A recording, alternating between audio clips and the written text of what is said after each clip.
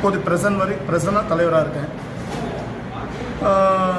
இந்த சங்கத்தில் நான் எலெக்ஷன் மூலிமா தேர்ந்தெடுக்கப்பட்டு தலைவராகி இப்போ 4 வருஷமாக நிர்வாகம் போயிட்டுருக்கு. நல்ல முறையில் போயிட்டுருக்கு. இப்போ இடையில என்னுடைய எலெக்ஷனில் தோற்றவர் அவர் ஈகோ பிரச்சனைனால மாதம் ஒரு பிரச்சனையை கொண்டு வந்து ஒருத்தராக மோட்டிவாக தூண்டி விட்டுக்கிட்டு இருந்தார்.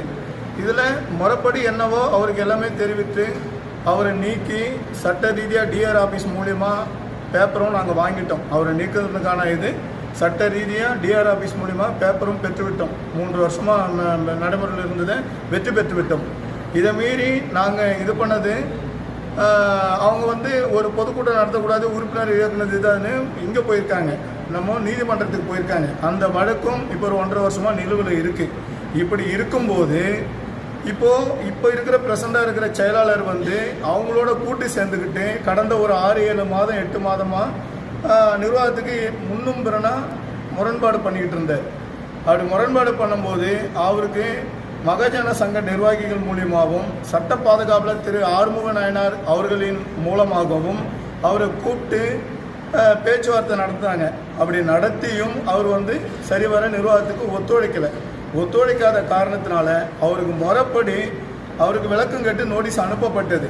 அந்த விளக்கம் கேட்டு அனுப்பப்பட்ட நோட்டீஸ்க்கு அவர் பதில் கொடுக்காமலே தானாக நிர்வாகத்தில் கையில் எடுத்துக்கொண்டு இப்போ லைவில் இருக்கிறது 190 உறுப்பினர் ஊத்துக்கோட்டை வட்டார சங்கத்துடைய உறுப்பினர்கள் வந்து ஓட்டு போடுற உரிமை 190 உறுப்பினர் இருக்காங்க.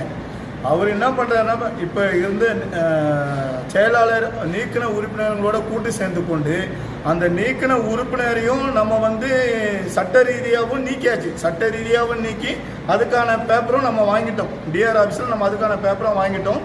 நம்ம தான் சட்டப்பூர்வமான சங்கம் 190 பேர் உறுப்பினர்ன்றதுக்கான டாக்குமெண்ட்டும் நம்மக்கிட்ட தான் இருக்குது. நம்ம ஊத்தோட வட்டார சங்கத்தின் தலைமையில் நம்மக்கிட்ட தான் இருக்குது.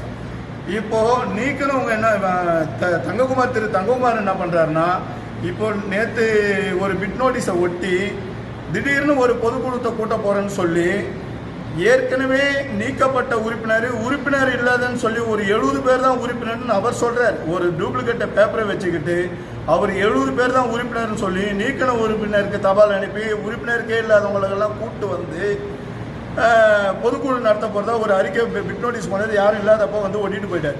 அதன் மூலிமா நாங்கள் சட்ட பாதுகாவலர் ஆறுமுக நாயனார்ட்ட அதை அணுகி மகஜன சங்கம் மூலிமா அணுகி அவருக்கு விளக்கம் கேட்டதுக்கும் அவர் பதிலளிக்கலை. அப்போ அவர் முறைப்படி நீக்கிறதுக்கான வாய்ப்பு நமக்கு செயற்கை கூட்டத்தை கூட்டி அவரை நீக்கிட்டு அதுக்கான கடிதத்தையும் அவருக்கு தபால் மூலமாக ரிஜிஸ்டர்